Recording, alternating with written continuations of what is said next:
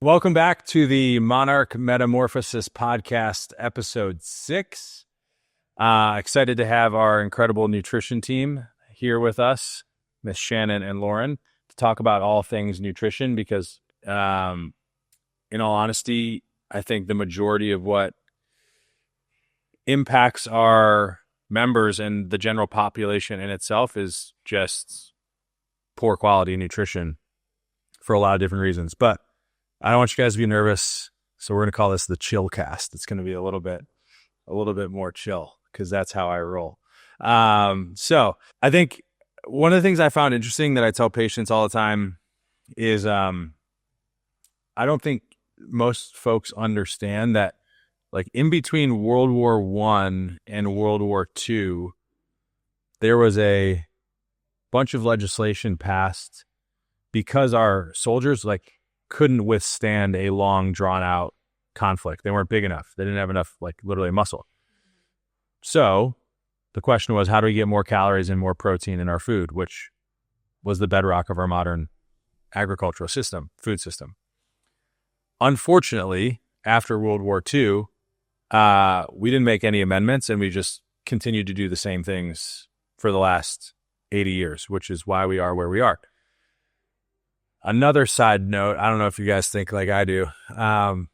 So you guys can, it's okay to laugh too. Everyone's so nervous because they're like, we work for him. I was watching a Jane Goodall documentary this holiday break, and I was like, yeah, a lion eats a gazelle, but it's got to chase it, it's got to kill it, and it drags it back, up into a tree, and then it like tears it apart. I was like, that's a lot of energy just to get food. And I was like, we can, with our thumb, make one click and get 6,000 calories, like one click. So we have, more access to energy than ever before, and yet we are doing far less than ever before. So that all being said, I would love to know, because Lauren joined us about 6 months ago, maybe 5 or 6, and Shannon's been with us for a minute. What are the most common things that you guys find with our members? Because I think our membership, they're high functioning, successful people. They want to be at the top of their game. What are some of the things that you find commonly amongst our members? And also, like, what are some of the things you're just like, I can't believe someone that's this age and this successful still thinks like eating like this is okay. I'm super interested. So Shannon, since you're the elder stateswoman here, I'll let you lead the way. Just by a little. A couple things. I think what we do really well here is that everyone has fitness down, and fitness to some degree is not an option. And I think consistency with food here is the biggest issue that people have. Like, no one is consistent. They have like a whole week and they're like, I did it, and it's like, you have to do this forever. So that I find is like, people aren't consistent with eating ever. Like you said, everyone's ordering out, like everybody. It's so easy. I mean, like, we all are guilty of it too. No one's cooking. I also find some people, basics, like, high level execs are like, will you just remind me what protein is? Will you just remind me what dairy is? Like, and like in school, we never learned it. And so there's so much education that I think we're also doing is just like, these are your fundamental things, or people think a bowl of pasta is like a great meal, and it's like, that's not going to fill you. So that would be something like huge, and the consistency of people eating right. Yeah. You could go on forever about things, but Lauren's newer into this. So what are some of the things that you see? Yeah, I think piggybacking off of Shannon, obviously, like, everyone here, our clientele doesn't have time. And I think that's like the biggest thing where it comes to eating out, ordering in, not being able to cook. And it's not necessarily because they don't want to, but it's like the time aspect of it and like their ROI, they don't see it like as they need to enough, right? Where it's, I feel like that's like one of the biggest things, not getting enough protein in. And I think that has a big thing to do with like the educational aspect of it. Like, they're like, yeah, like, I'm eating a bowl of pasta, that's a meal, where it's like, we're teaching them how to create a balanced meal with antioxidants, vegetables, fiber, carbs, protein, fats. And so I think it's just lack of education, lack of knowing, lack of time. You say too all the time is you can't work out yourself out of it. What do you say? Yeah, you can't out exercise a poor diet. But that's what everybody thinks. Yeah. So, No, I get and it. people also, like, every meal has to be the best thing they've ever had, right? Like, they have to get the John and Vinny's, and they have to because it tastes so good. And it's like, it doesn't have to be. I think that mental of like food is such a reward system, and like eating chicken and broccoli and sweet potato is like way too boring. Yeah, that's interesting, right? Like, I think there's a lot of people that are like, I want food. I mean, in LA, everyone's a foodie, which is, like, I don't even know what that means anymore. But there's two camps where like food is fuel, and then it's an art, it's a delicacy. Like, and I think we're in a town specifically where we have all options, and if you have the means, like, why not go to a high-end, high-quality restaurant because it does taste good? I totally get that. And at the same time, any indulgence done 3 times a day, 7 days a week, like, no one would drink alcohol 3 times. Well, that's not true. I can't say no. Some people, unfortunately. But, like, if you were doing that 3 times, or, like, in other areas of indulgence, we're like, ooh, that's too much. We're going to make this. But in food, it's super interesting. But both can be true, right? Like, yeah. You can, and in LA, we are so lucky that we have so many Access, incredible restaurants that are healthy and Yeah. are seed oil free and like, all the things. But Yeah. So from your guys' perspective, what do you think it would take? Because Lauren said like time, right? No one has time, but they have time to hopefully exercise. They have time to, do a bunch of other things. How would you guys solve, or what are your plans? Because I know you guys have been thinking about it within the Monarch ecosystem. Like, how do you get people to realize it's only 15 minutes or 20 minutes or whatever that looks like to prep some food that will help you feel better? Like, what are your guys' tools and go-tos to help to get someone to be like, it's not that you don't have time, you're just choosing not to. Like, how do you help solve that one? I mean, I definitely try and like offer easy examples of things I do. Like, even a Greek yogurt with mixing your protein powder in takes 4 seconds. Like, that's something. Or, I give a ton of recipes easy that are under 10 minutes. And then I think it's really like, how bad do you want it? And like, how long does, people sit on their phones scrolling for an hour. It's like you're saying, it's a choice, but definitely offering just like super easy options. We have someone that brings meals here. So like there's options of healthy meals delivered, awesome meal delivery services. We can shout them out. BeFit Meals, Brooke, she's great. Yeah. Organic Orin, Macro Plate are awesome. And yeah, so it's giving them the tools. And then we're newly launching like an educational come to your house, help you cook some meals really quickly, which I think would be amazing to be like, here's a chia pudding, here's some eggs you can make, and how quickly this takes you. So I think that'll be a really awesome thing that our members can start to use. Do you guys preach, like, when you talk about diversity of food, like a bunch of different colors on your plate is like kind of like the child's version of just like, Eat the rainbow. Eat the rainbow. How do you guys feel? Because like, I'm absolutely a creature of habit. I know what I like. I know what works for me. And so I do that every single day. So for me, food, like if I go to a nice restaurant and have a great meal, that's wonderful. But I literally do basically the same thing every day. Like, Yeah, what are you eating? what am I eating? That's a good question. So I break my fast. Typically, I try to do like a little bit of intermittent fasting. I need to retool my nutrition, to be honest, because You'd set up an appointment for next week. Unlimited services. Yeah. I usually do protein and a carb combo with a healthy fat. So I'll do I've for a long time was primarily plant-based, and I would do salmon occasionally. I've been getting into venison as of late. Maui Nui, really good. I don't know why. I've just been like kind of in like a jerky type phase. The other thing I discovered, which I gave you yesterday, biltong. I've heard. I haven't tried. That's amazing. South African air-dried beef. We can try together. Yeah, I literally gave her a packet. It's grass-fed, grass-finished, all like regenerative agriculture. 32 grams of protein, 0 grams of sugar, and there's only 5 ingredients. It's like coriander. It's like a jerky? It's Perfect, yeah. It's like it's thinly sliced air dried beef, so like it's kind of like a jerky. Interesting. But it's really good, yeah. So it's something that they've been doing in South Africa and Ethiopia for a long period of time. It's making its way to the U.S. Going from 0 to 100. Yeah, Plant-based and beef venison jerky. yeah. Well, so, to be honest, someone sent me Andy Galpin, who's a well-known physiologist, as a thank you, sent me 30 pounds of venison, and I was like, Jesus Christ, like what? All right. That is That's- even better. Yeah, I was like, what do Yeah. I do this? I can't let this go. So I usually do that, and then a protein cookie, which the ones we have, I know you guys are not necessarily the greatest fans of, vegan, and then peanut butter. So I do organic peanut butter, so I get like a little healthy fat, protein, and a little carb.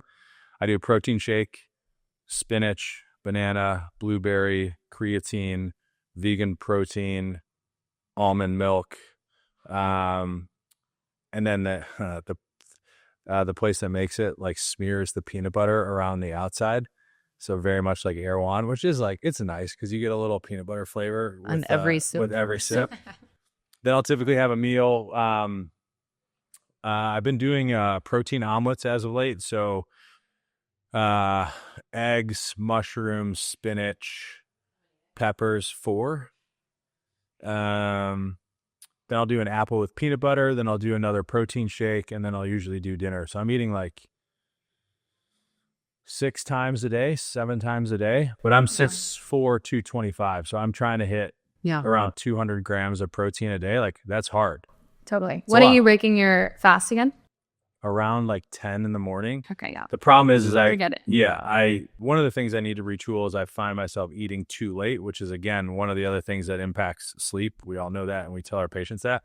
But I end up not eating dinner till like 8:30 or 9, just like work related stuff, which I know that I have to do better. So that's something that I'm working on. But like, for you guys, like, have you found that it's easier for people just to be like, it's okay to eat the same thing every day, like, and not every meal has to be Perfect. a completely different menu. Like, just find what works and stick with it. I don't love 2 protein shakes a day. Especially, I don't know if all these studies coming out with like different protein powders and like the leads and like different things in vegan are like kind of the lower tier. So like, I'd rather you do whey if they're going to do them. I wish I could, but the environment. Well, almonds are really getting milked out there. But yeah, I think finding what you'll stick to, and like, sure, in an ideal world, as many fruits and vegetables and carbs as you can. But like, if you're gonna eat broccoli, whatever, every week, then do it. I think I try and say sometimes like pick one vegetable a week and then, or a month. Yeah. Like maybe just switch your cauliflower to your broccoli. But if you can stick to something, stick to it. How do you guys feel about cauliflower rice? Love it. We're good on it. We're big on it. We're big on it. Yeah. Monarch's officially big on cauliflower rice. I put it in my smoothies. Yeah, I feel like a really easy way to like add variety too is like what you're talking about with smoothies. So like, do a different smoothie every week, add in like different fruits and vegetables, use different recipes. That's a good and easy way that I feel like clients like and tastes good. It's easy, getting your antioxidants, your fiber. And then also I feel like, just switching up the little things. So if you're like having chicken, rice, and a vegetable, switch up your vegetable like every week. It doesn't have to be like every single day, or if you're having Greek yogurt for the morning and like you're having berries, switch it from blueberries to strawberries the next day or the next week or whatever it may be. Just like small things. You can like keep the basics, I feel like, and then like switch in and do variety there. So one of the things that we do here on an almost quarterly basis is lab work, because I believe, the body keeps the score. What's there is there, what's not is not. If you're going to take supplements, if you're going to change a diet or a movement program, like, you have to reassess, like, is it working? Because if it's not, like, don't keep doing it. And I think we do a pretty robust panel. We try to do everything that insurance will cover. So getting creative there.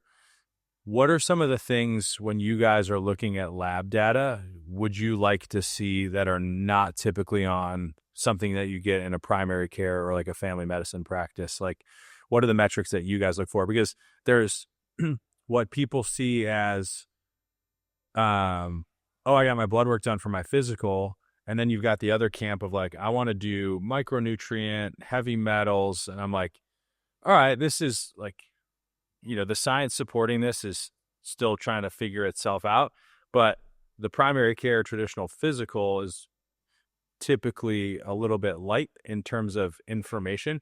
So what are some of the metrics that you guys look at that people that are listening and be like, all right, if I get to go to my doctor, these are some of the things I'm going to add in to find out, how I can tailor my nutrition to, improve my metabolic health. Things that we do here. So I think a thyroid panel, which we do, and there's 7 thyroid markers, and you go to the doctor and they just do your TSH. So we do a bunch of them, which is, giving you a deeper look. Your A1C, which will measure your blood sugar. They usually will always do, most of the time I'd say cholesterol. We run hormone panels here, which I don't know if I've ever gone to the doctor and they've run my hormone panel. Not unless you're menopausal. Right. Which is so crucial for so many reasons. CRP, which is checking your inflammatory levels. Iron. I feel like people don't ever do your iron. That's like, if you have low iron, that could be affecting your muscle building, your energy. Vitamin D, which is oddly enough, yeah. Which is funny that like it's such like a common thing to have vitamin D deficiency that it's funny that like that hasn't made its way. And here's the other part, which like we're not going to solve in this podcast, but there was I think it was the American Society of Endocrinology basically said everyone has low vitamin D, like no reason to keep checking it or like interesting supplement, like it's just Like, all right. Even in LA. Yeah. Even in LA. Yeah. Also, what's cool that you do, I do, we do, is that when you go to the doctor, even if they run all of this, they get it back and they're like, that looks good. But in functional health and, we're looking at like the optimal markers. So it's not just, normally when you look at it, they're basing it off a sick person. So they're like, okay, these levels, these look good. And we're like, hey, you're a 44-year-old healthy man. You should be in this range. How do we get there? And then another thing is like MCV that we check. Like we're looking at it, it's off. Your doctor will be like, no big deal. And we're like, oh, you need a B12. We're like really taking that extra step. So I think so many people are even if they ask for it, it's like, what do you do with this info? What are some of the common things that you guys find that you are counseling people the most on? Symptoms, syndromes, whatever you want to call it, like knowing what you know now and seeing as many of our members as you have, as often as you have, what are some of the things you're just like, damn, I can't believe like everyone, is experiencing this? Like for me, low vitamin D, like testosterone, wildly low. And then insulin sensitivity, like people like, so that's what I see. And that's a lot of lifestyle stuff, which is what we do. But like, what are some of the things from a nutritional standpoint that you're just like, I'm surprised that so many people are experiencing this, but Well, I feel like with vitamin D, like when no one knows you're supposed to take it with a fat, right? Because vitamin D is a fat soluble vitamin. And so even if someone has been like supplementing with vitamin D and they're like, my vitamin D levels are still low. And I'm like, well, when are you taking it? Are you taking it with water? Are you taking it on an empty stomach? Like, let's take it with a meal and see how that affects things. Yeah. So it's like a big one. And that's like kind of like a no brainer where it's like, oh, that's easy to fix. Like, let's do it. Yeah. I get the midday slump. I'm tired at 3 p.m. and I have to have a coffee and a sugar. And that's lack of protein throughout the day, lack of eating breakfast, waiting all day, eating at 2. Then they're tired because their blood sugar. Morning. Yeah. Huge, tired, fatigue. And then I'm gut health. So like I definitely ask, but so many people are just like bloated all the time, just constant bloated. On a previous podcast with Sif, one of the founders of Array, I was like, how did you choose? Their first 2 product SKUs were Calm and Bloat. And I'm like, I never in my life, and this is not hyperbole, have I said I feel bloated. Like, I'm just like, yeah, because it's normalized. Yeah, but also like, I just like, she clearly, half the world is women. And, there are menstrual related considerations and different times. It's just like something that I never even thought of. So like when we like, is bloating a massive problem for people? Huge.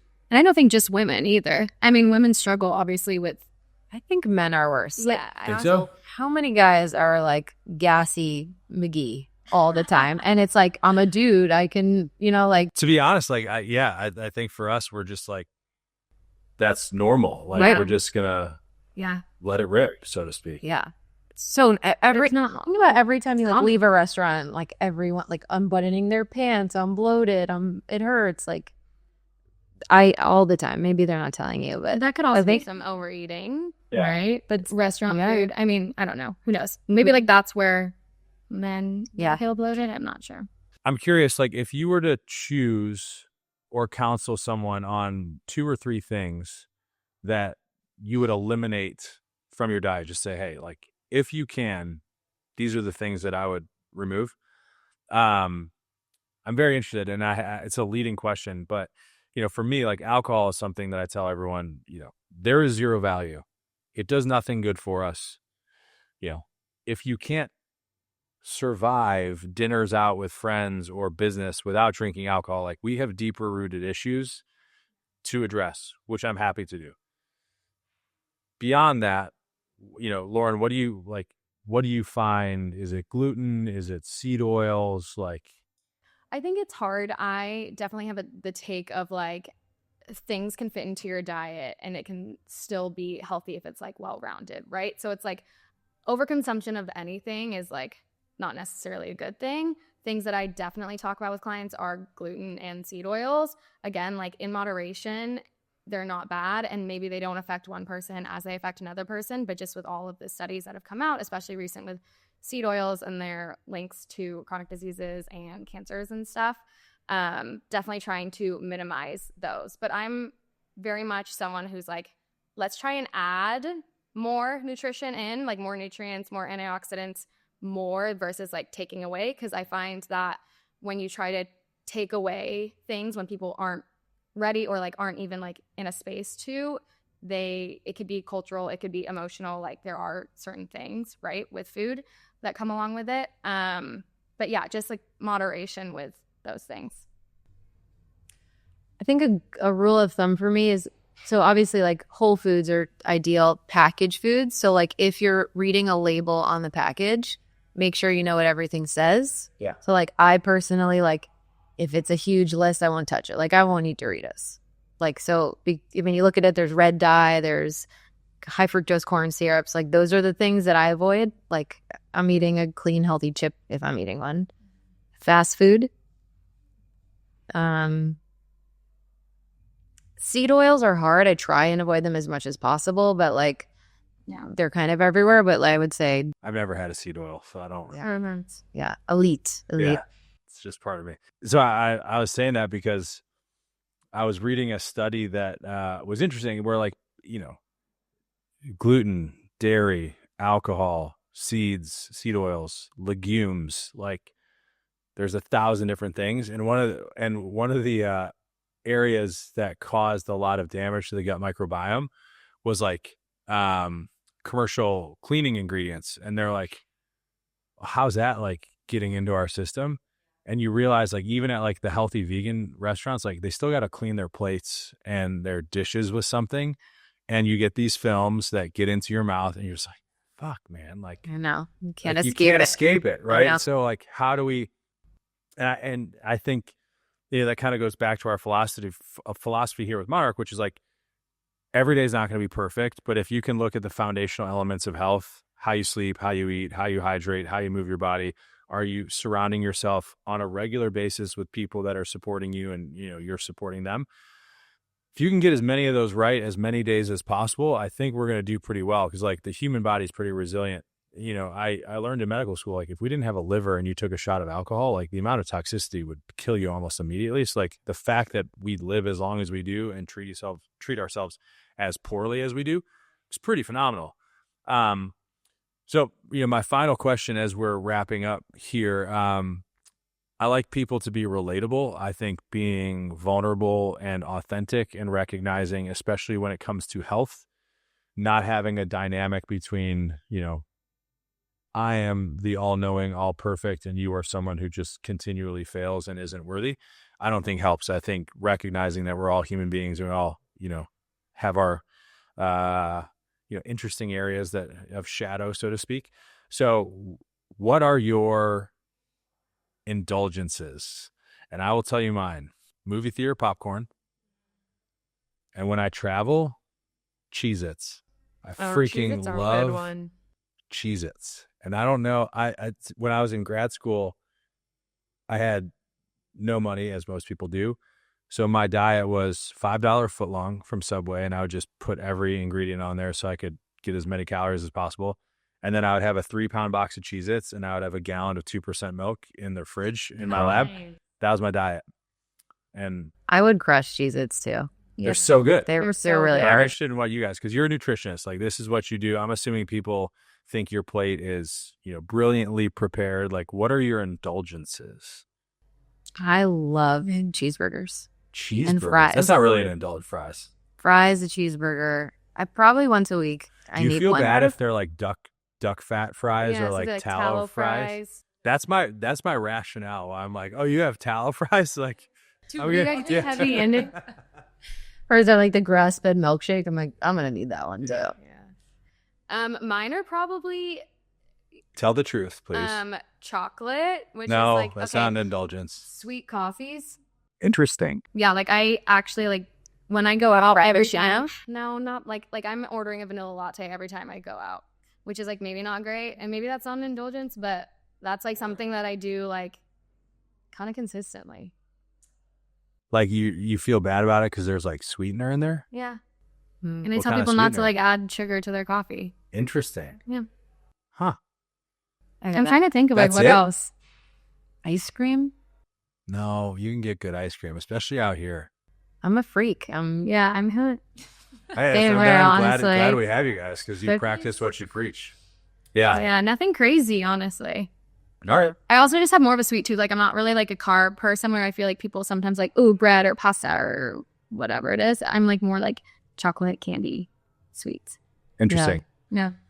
Well, one of the things that we're launching, and by the time this podcast is live, this concept will be live. We've identified with Monarch that there's a lot of people that may not be in the general vicinity for which using all of our services, training, physical therapy, are valuable. But we are finding more and more, especially as we have members who move out of LA, they're like, hey, like we really enjoyed working with, getting high quality, forward thinking medical, high quality, forward thinking nutrition. So, I'm glad that we have you guys here because one of the things we're launching is our longevity membership, which is essentially going to be an opportunity for people to be able to participate in the Monarch lifestyle, but not necessarily have all the various different aspects. And two of the things that are included are concierge medical care and unlimited access to you guys and the nutrition team. And as much as exercise is important, which is why it's a large part of what we do, I do think paying attention to your metabolic health and the food and fuel you put into your body is incredibly important. So if anyone listening is interested in participating in the longevity membership, it can be executed in person if you're in town, or if you're in California, New York, Colorado, or Florida, you can work with us virtually because we have licensure in all those states. So it's glad to have you guys here. Thank you guys for taking the time and sharing the information. And, hopefully we'll be able to work with, tens of thousands of more people over the next few years to help improve their health. Fun. Thank you. Thank Thanks you. for being here.